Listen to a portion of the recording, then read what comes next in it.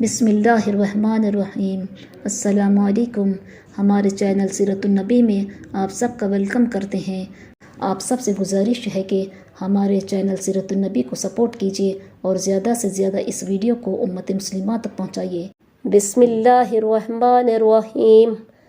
حضرت عمر فاروق رضی اللہ تعالیٰ عنہ کا بیت المال سے وظیفہ۔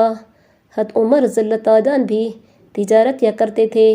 جب خلیفہ بنائے گئے تو بیت المال سے وظیفہ مقرر ہوا۔ مدینہ طیبہ میں لوگوں کو جمع فرما کر ارشاد فرمایا کہ میں تجارت کیا کرتا تھا، اب تم لوگوں نے اس میں مشغول کر دیا، اس لیے اب گزارا کی کیا صورت ہو۔ لوگوں نے مختلف مقداریں تجویز کی۔ حضرت علی کرم اللہ وجہہ جب چپ بیٹھے تھے، حضرت عمر رضی اللہ تعالیٰ نے دریافت فرمایا کہ تمہاری کیا رائے ہے؟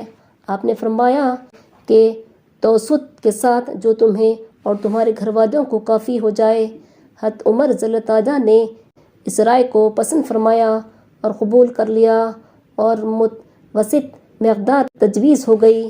اس کے بعد ایک مرتبہ ایک مجلس میں، جس میں خود حضرت علی رضی اللہ تعالیٰ بھی تھے اور حضرت عثمان رضی اللہ تعالیٰ، حضرت زبیر رضی اللہ تعالیٰ، حضرت طلحہ رضی اللہ تعالیٰ شریک تھے، یہ ذکر آیا کہ حضرت عمر رضی اللہ تعالیٰ کے وظیفے میں اضافہ کرنا چاہیے کہ گزر میں تنگی ہوتی ہے، مگر ان سے عرض کرنے کی ہمت نہ ہوئی، اس لیے ان کی صاحبزادی حضرت حفصہ رضی اللہ تعالیٰ عنہا جو حضور صلی اللہ علیہ وسلم کی بیوی ہونے کی وجہ سے ام المومنین بھی تھی، ان کی خدمت میں یہ حضرات تشریف لے گئے اور ان کے ذریعے سے حضرت عمر رضی اللہ تعالیٰ کی اجازت اور رائے معلوم کرنے کی کوشش کی، اور ساتھ ہی یہ بھی کہہ دیا کہ ہم لوگوں کے نام معلوم نہ ہو۔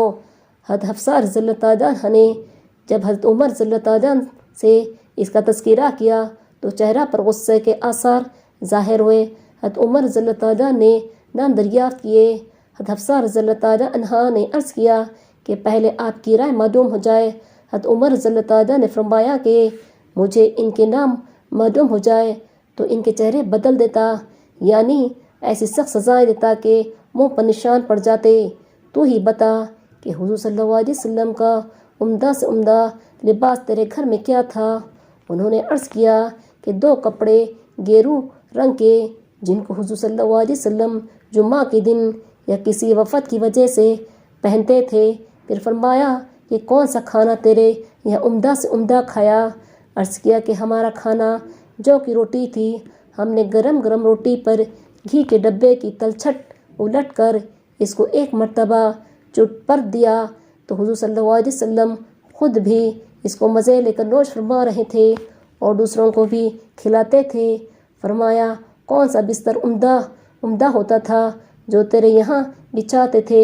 عرض کیا ایک موٹا سا کپڑا تھا، گرمی میں اس کو چوہرا کر کے بچھا لیتے اور سردی میں آدھے کو بچھا لیتے اور آدھے کو اوڑھ لیتے۔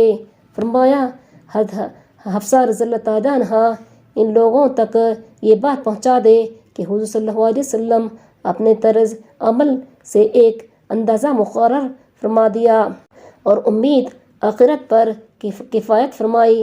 میں بھی حضور صلی اللہ علیہ وسلم کا اتباع کروں گا۔ میری مثال اور میرے 2 ساتھی حضور صلی اللہ علیہ وسلم اور حضرت ابوبکر صدیق رضی اللہ تعالیٰ کی مثال ان 3 شخصوں کی سی ہے جو ایک راستے پر چلے۔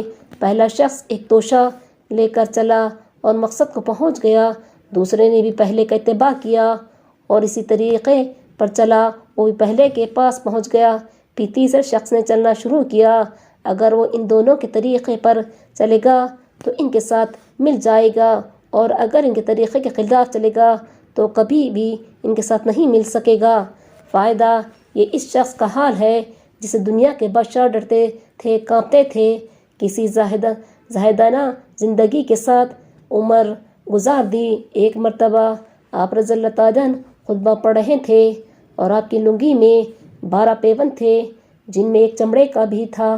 ایک مرتبہ جمعہ کی نماز کے لیے تشریف لانے میں دیر ہوئی تو تشریف لا کر معذرت فرمائی کہ مجھے اپنے کپڑے دھونے میں دیر ہوئی اور ان کپڑوں کے علاوہ اور تھے نہیں۔ ایک مرتبہ حضرت عمر رضی اللہ تعالیٰ کھانا نوش فرما رہے تھے، غلام نے آ کر عرض کیا ادبا بن ابی فرقد رضی اللہ تعالیٰ عنہ حاضر ہوئے ہیں، آپ نے اندر آنے کی اجازت فرمائی اور کھانے کی توضیع فرمائی۔ وہ شریک ہو گئے تو ایسا موٹا کھانا تھا کہ نگلا نہ گیا۔ انہوں نے عرض کیا کہ چھنے ہوئے آٹے کا کھانا بھی ہو سکتا تھا۔ آپ رضی اللہ تعالیٰ نے فرمایا کیا سب مسلمان میدا کھا سکتے ہیں؟ عرض کیا کہ سب تو نہیں کھا سکتے۔ فرمایا کہ افسوس، تم یہ چاہتے ہو کہ میں اپنی ساری لذتیں دنیا ہی میں ختم کر دوں۔ اس قسم کے سینکڑوں ہزاروں نہیں بلکہ لاکھوں واقعات ان حضرات اکرام کے ہیں۔ ان کا اتباع نہ ہو سکتا ہے، نہ ہر شخص کو کرنا چاہیے۔ قوی ضعیف ہیں جن کی وجہ سے تحمل بھی ان کا اس زمانہ میں دشوار ہے۔